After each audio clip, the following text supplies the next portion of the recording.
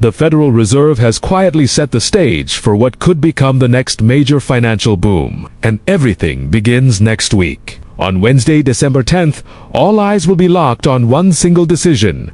Will the Federal Reserve cut interest rates or not? According to the CME FedWatch tool, there is currently an 89% probability that the Fed will finally pull the trigger. And in my personal opinion, yes, the cut is coming. This single decision could reshape stocks, crypto, gold, silver, and the global economy.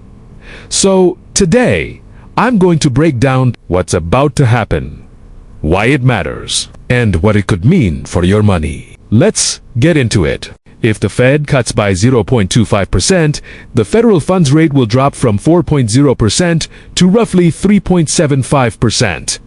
Now that might sound small, but in the financial world, even a quarter-point move can send shockwaves across the entire planet. Back in September, the Federal Reserve released its official projections for how interest rates would move by year. Those projections showed a target right near 3.75%. Some documents even showed 3.6%, but don't get confused by that number. The Fed operates in ranges typically from 3.5% to 3.75%.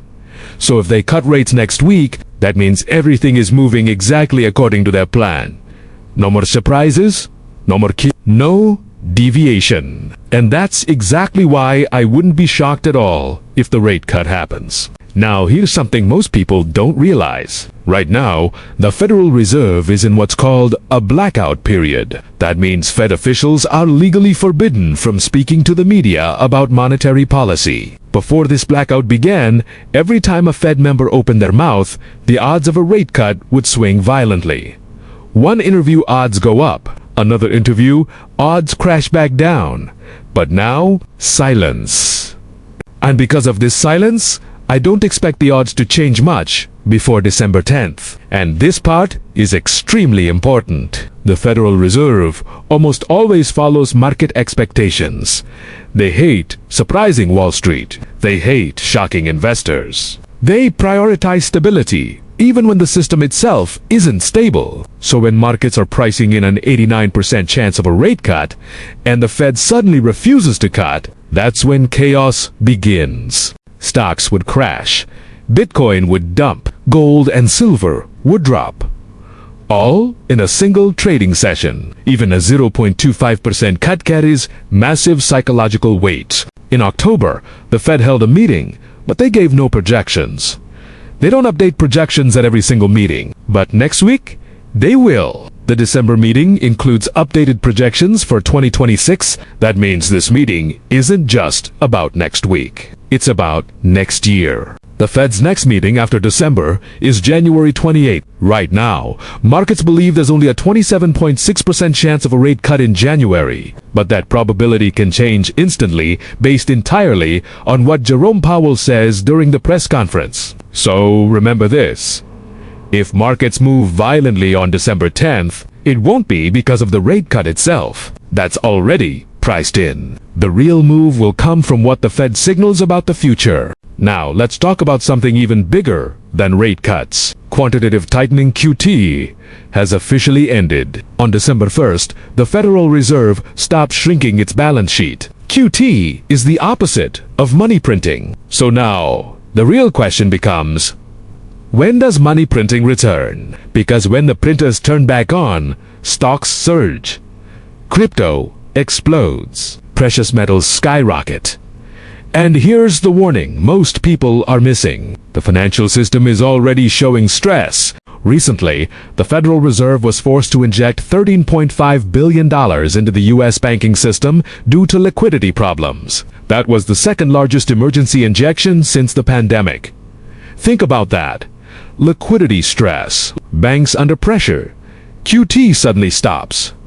And what always comes next? Money printing. The Fed's solution never changes. When pain increases, they print. Right now, most analysts believe quantitative easing QE will return sometime in 2026. But exactly when, that depends on one man. The next Federal Reserve Chairman, Jerome Powell's term officially ends in May 2026. The next chair will be selected by President Trump. And Trump wants someone who supports aggressive rate cuts and easier money. Right now, the betting favorite is Kevin Hassett. According to Polymarket, Hassett has a 74% chance of being nominated. He's a longtime Trump advisor and director of the White House Economic Council. He openly supports aggressive easing. Trump even said, "I know who I'm going to pick, but nothing is guaranteed." Some believe Hassett is too politically connected. Others believe he might struggle to control the full voting power of the Fed. But here's the most important truth.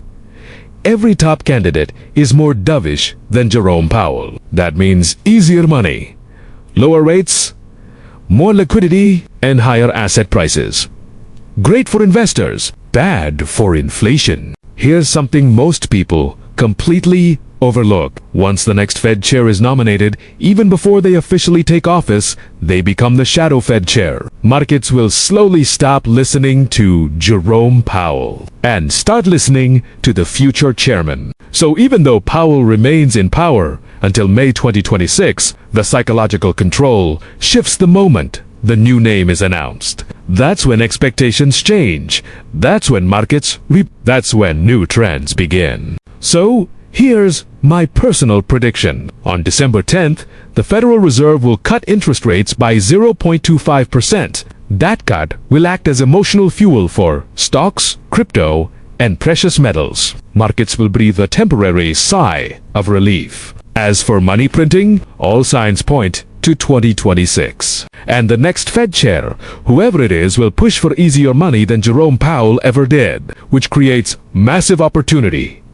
and massive risk. At the same time, because when the printers finally turn back on, the next boom won't be quiet. It will be explosive. If you found this breakdown helpful, make sure to subscribe. Thanks for watching, and I'll see you in the next one.